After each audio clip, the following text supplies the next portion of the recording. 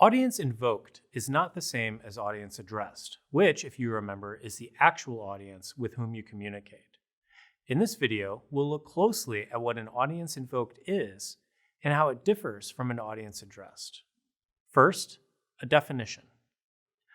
Audience invoked is the audience constructed by the writer.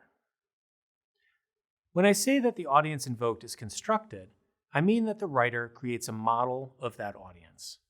First, they imagine who their audience will be in their mind. Then, they craft the text they create as if they were writing to that audience that they have constructed in their mind. They invoke that imaginary audience. This is a pretty abstract idea, so let's spend some time trying to make it clearer. Imagine that I recently bought a microwave at an appliance store. Upon arriving home, I realized that the little light bulb inside the microwave shattered. I'm pretty upset about this, so I decide to write a letter to the manufacturer of the microwave. I'm hoping I can both express my frustration and maybe get a free light bulb sent to replace the broken one. I don't actually think I'm writing to the entire corporation. Rather, I imagine I'm writing to a person who has the unlucky job of answering customer complaints. I hypothesize that this person has to deal with dissatisfied customers all day long, and I assume that this puts them in a constant bad mood. As I imagine this cranky audience, I have begun to invoke them. When I draft my letter, I invoke them fully by making writing decisions based on how I imagine this audience might react.